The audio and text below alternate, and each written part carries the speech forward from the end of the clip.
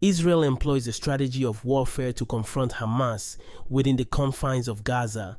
Instead of engaging in direct combat within the dangerous tunnels constructed by Hamas, the Israeli Defense Forces, IDF, use GBU-72 bunker busters to target them. These bunker busters can penetrate the ground up to 100 feet, 30 meters deep, and create powerful explosions, essentially causing a localized earthquake. An interview with military analyst Professor Michael Clark on Sky News sheds light on this strategy. Professor Clark, great to have you with us. So, look, 24 hours on from that strike on the refugee camp Jabaliar, what do we know about the situation? What's that telling us about the way the war's been prosecuted? Yeah, it tells us quite a lot, actually. The Jabaliar camp is just an extension. The refugee camp is an extension of Jabaliar, the town. It's where the town just sort of becomes even less planned and more chaotic.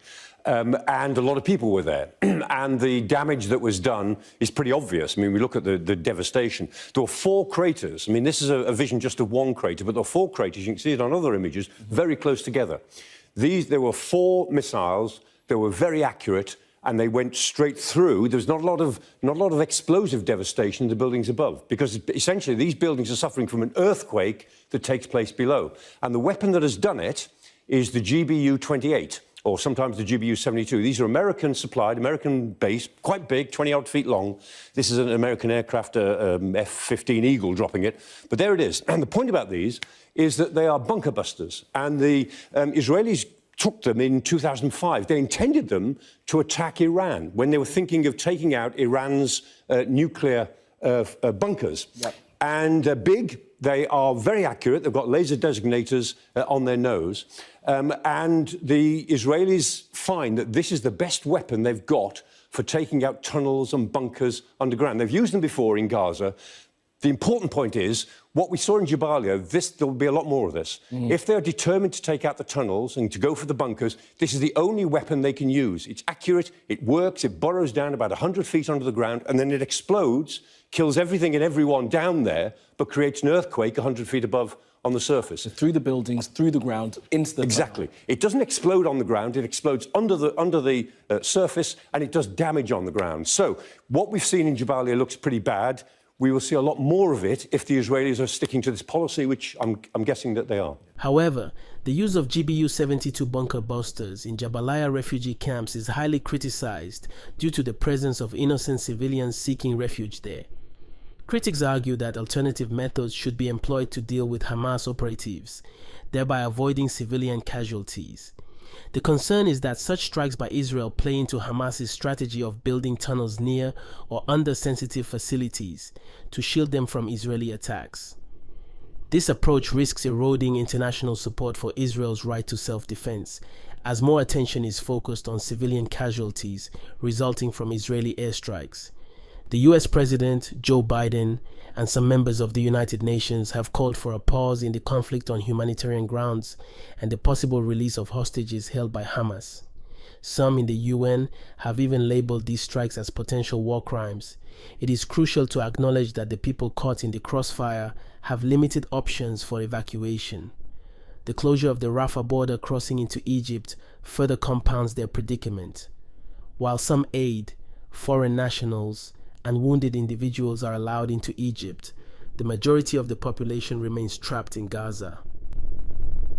The historical context of strained relations between Palestinians and both Israel and Egypt contributes to these difficulties, including the blockade imposed by Israel after its withdrawal from the Gaza Strip.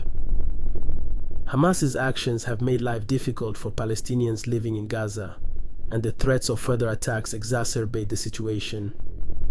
The impact of these circumstances extends to Palestinian workers who had previously been granted work visas in Israel, jeopardizing their livelihoods and the welfare of their families. دولة لا مقام لها على أرضنا.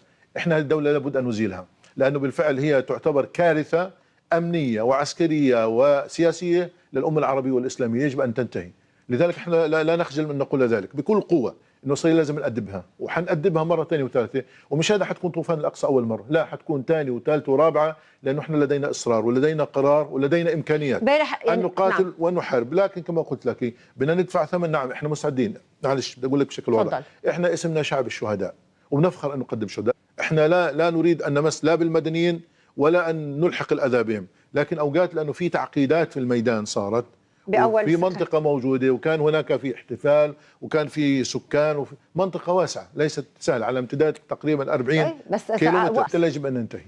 أن ينتهي وين؟ بس بقطاع غزة؟ ينتهي إلى لا، بتكلم عنه كل الأراضي الفلسطينية. كل الأراضي الفلسطينية يعني زوال طبعا. إسرائيل؟ طبعا. وجود إسرائيل غير منطقي. وجود إسرائيل هو اللي بخلق كل هذه الآلام والعذابات والدموع والدماء. هي إسرائيل مش إحنا ضحية الاحتلال، نقطة وآخر السطر. لذلك ما حدا يلومنا، إحنا شو اللي بنعمله في 7 أكتوبر، في 10 أكتوبر، في مليون أكتوبر. إحنا اللي بنعمل مبرر. It is justified. مبررة. The recent inflammatory statements by a Hamas official, including threats of Israel's annihilation, only serve to worsen the situation. Israel may use these statements as a justification to intensify its operations in Gaza. The international community views Hamas as a formidable adversary, and Hamas needs to prioritize the well-being of its people and advocate for a ceasefire. Reckless rhetoric from afar, when its leaders are not directly affected by the war in Gaza, only escalates the conflict. Claims of martyrdom should not come at the expense of the people they claim to represent. Finding a peaceful resolution to the ongoing conflict is a paramount concern.